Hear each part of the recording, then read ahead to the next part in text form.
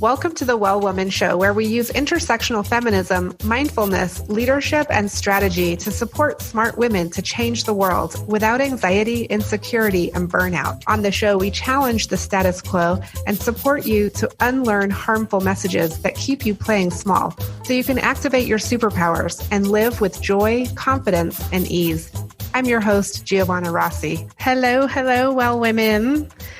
Happy holidays and all of that. We're in that kind of in the middle of the week between Christmas and New Year. That is sort of this downtime a lot of times for us. Some of us will be working, but if you have some downtime, it's a great time to do some reflection and releasing of this year and powering up for the new year, which is what we're going to talk about today. So I'm so excited. I'm glad you're here with us. If you're new to the show, welcome. Great big welcome to you. And for regular listeners, this is going to be really fun. You can download a workbook. Anybody can download a workbook to go along with this episode at wellwomanlife.com/234show. And it's a PDF workbook. You can save it to your computer or print it out and use it. And I'm not going to go through it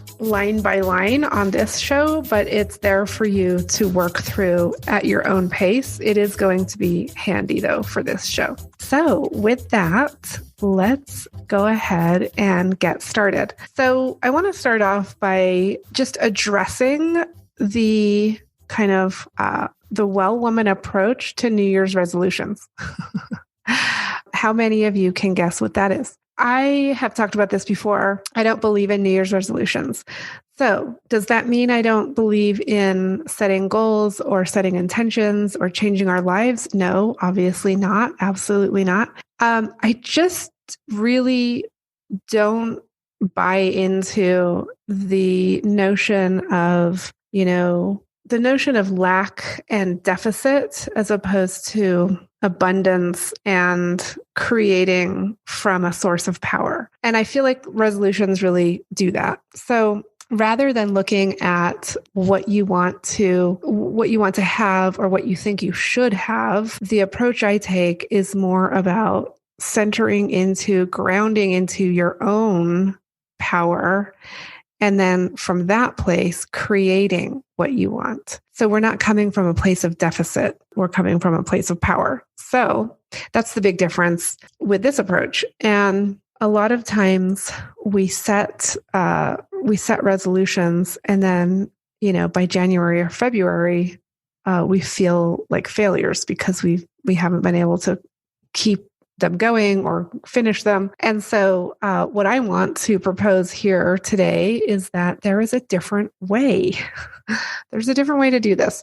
I'm going to take you through a few steps here. There's way more to do and more information in the workbook. So definitely download and print that out at wellwomanlife.com/234show if you want to have the whole deal there. So every year at this time, millions of people are setting intentions to change undesired behaviors, accomplish personal goals, or otherwise improve their lives. Yet every year, usually sometime in January or February, we default to our usual patterns and give up on those goals. So what if you could have it all? What if you could reach your personal, professional, and volunteer or public service goals and avoid that horrible feeling of failure because you didn't manage to keep your New Year's resolutions? So when I realized that doing well on my personal goals supported me to reach my professional and public service goals and vice versa, I stopped the empty promises at year's end and started dreaming big all throughout the year. I asked, what can I create for my life instead of how can I stop doing certain things? Do you feel the difference there? What can I create instead of how do I stop doing certain things, or how do I stop these, things that I shouldn't be doing? And for many women, rejecting and shedding the expectations of others is a real challenge. It takes a lot to undo the years of buildup that society, our families, our colleagues have been piling on us. All the shoulds stacked up on top of each other can build a wall so tall we can no longer see over it to what we are actually dreaming for. And chipping away at that wall is really hard work. So I should play piano. I should go to law school. I should know how to cook. I should have kids someday. I should. New Year's resolutions can keep us playing small and operating from a place of deficit instead of plenty. Women in particular are socialized not to seek pleasure, fulfillment, or self-actualization. So our internal dialogue is one of lack, shame, and isolation. Many of us inherently know this, but we're not sure what to do about it. And this is reflected externally in the programs, policies, and services currently available that don't address women's specific needs. It's time for us to reclaim our pleasure, our joy, and our purpose. When you have a clear vision of what you want your life to look like and feel like, there's no room for the undesirable behaviors the usual New Year's resolutions inadequately address. When you identify with the life you dream of, there's no room for activities that don't align with it. It's tricky, though, because of the long history we have with internalizing patriarchal ideas of what our lives should look like. And when we increase both our mindfulness and our feminist identity, we have the strength to resist internalizing the ideal of the thin body shape, the always happy, helpful nurturer. And we're able to really dream big and create what we want for our lives. We'll be right back. Join me on December 30th for my free year-end event inside the Well Woman Academy. It's at 12 o'clock Mountain, 2 p.m. Eastern, 7 p.m. UK time. And if you're a woman who needs to release 2020, that would be most of us, and really power up for 2021, then this is for you. At this event, we'll celebrate and release what we don't need anymore from 2020, and we'll reconnect to our superpowers, learn to turn our weaknesses into our strengths, and set our intentions for 2021. This is an assets-based process, recognizing our power and revealing possibilities for ourselves that we can't see through the fog right now. At the Well Woman Academy, we're breaking through barriers and creating the lives we truly desire with less anxiety and burnout. Head over to wellwomanlife.com/free event to register. I want to take you through the Well Woman show. A few steps here. And the first one is to reflect and release. Here, and this is in the workbook if you have that. The questions that I want you to reflect on are, what were the greatest challenges or setbacks you overcame this year? What were the greatest challenges or setbacks you overcame this year?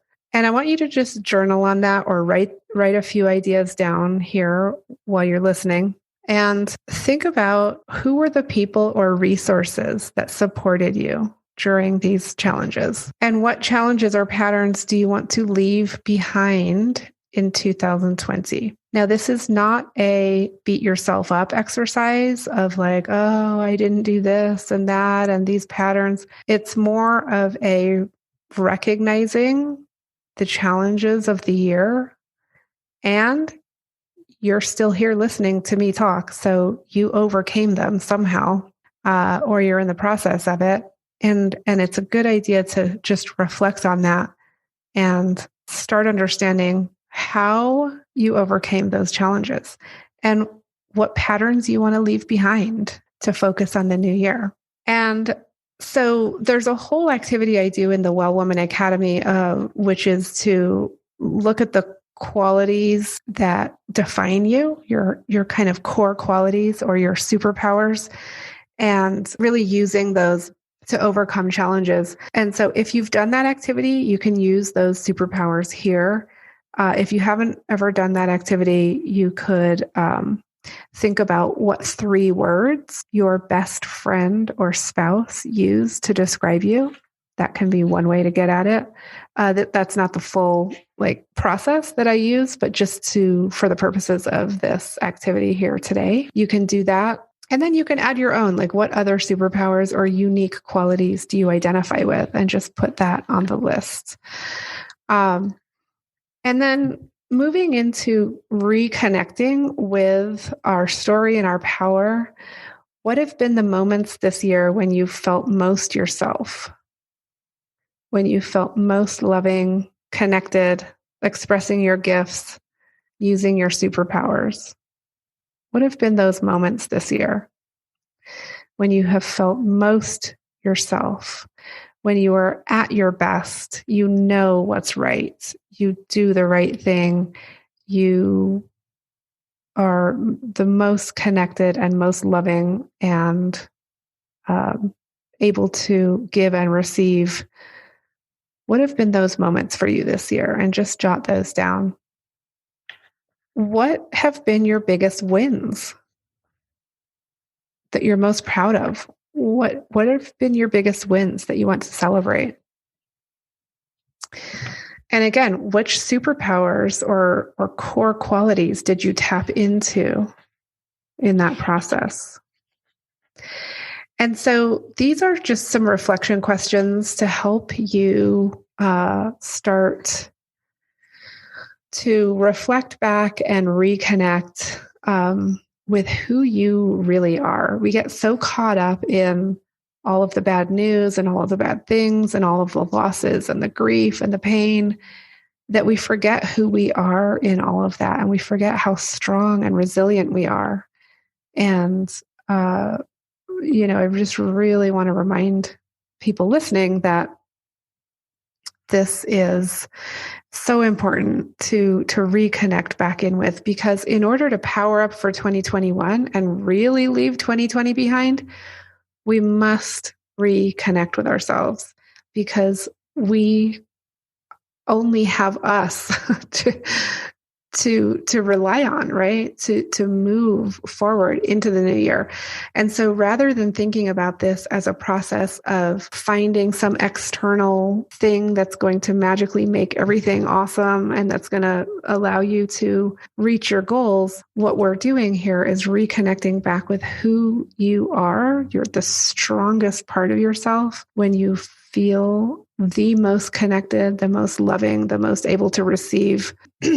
And from that place, we're going to create what you want for 2021. So there's another exercise in the workbook where we work through setting your intentions, creating what you desire. So I encourage you to go through that and look at that. And the key question is, what do you desire to experience, express, create, and contribute? And then, then the process really is, once you have that written out, you can then take those desires and write them into powerful statements of what your intentions are for the new year. That is a whole process of creating your 2021 plan, which is writing your desire as a result statement. So, for example, I desire to experience a strong and healthy body turns into a result statement like, I walk 2 miles daily. And notice that this is a result statement and doesn't include the words I want to or I plan to walk daily. The statement is written as if it's already happening. It's already a result or an outcome. I walk 2 miles daily. Do you feel the power in that, as opposed to I want to walk 2 miles daily? It's a very subtle difference, but very important. And then which superpowers or core qualities will you nurture and use to achieve this result? So for that example of I walk 2 miles daily, I might use my unique qualities or superpowers of focus, compassion. I might turn that on myself and have self-compassion, strategy, and intuition.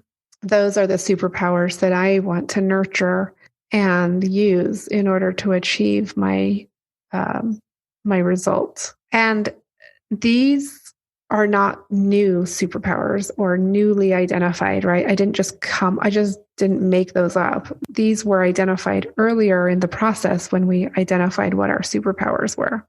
And then what external support do you need? What external support do you need in order for that result statement to be true? So for example, if I'm going to walk 2 miles daily, I need new running shoes. I need to have a conversation with my husband about having him make the breakfast 3 days a week, maybe, as an example. And I also need an accountability partner. So notice that these external supports are really concrete and specific. And then what action steps will I take in the next 2 hours, 2 days, and 2 weeks in order to make that result statement true? So in the next 2 hours, I can have a conversation with my husband about asking for his support. In the next 2 days, I can find an accountability partner and set up a schedule in my calendar. And in the next 2 weeks, I can buy new running shoes. So do you see how we have gone from this desire to experience a strong and healthy body turns into very concrete? And so in the worksheet, in the workbook, there's a section that you can write all of this out. You write your statement, you write your superpowers, your supports, and what steps you're going to take. So that is how we release and power up for 2021. There's a lot more to it, obviously, and there's an 11-page workbook that you can download to work through this whole process at wellwomanlife.com/234show. So I encourage you to go get that and join us in the Academy if you want to be surrounded by other women working on these things. If you want to go deeper into this work and have some accountability throughout 2021, I invite you to come join us. And until next time, have a super powerful year end and start to your new year. That's it for our show today. Remember, if you need support to live your Well Woman life, head over to wellwomanlife.com/Facebook to join our community. As a reminder, we are on NPR every week, so be sure to tune in at npr.org/podcasts and search for The Well Woman Show. If you enjoyed today's show, please take a moment and subscribe and leave a review. This helps raise visibility, which is super helpful when it comes to producing the show every week. For feedback, comments, or just to let me know you were listening, find me on Facebook, Twitter, and Instagram at Well Woman Life. I'm Giovanna Rossi for The Well Woman Show. Until next time, have a super powerful week.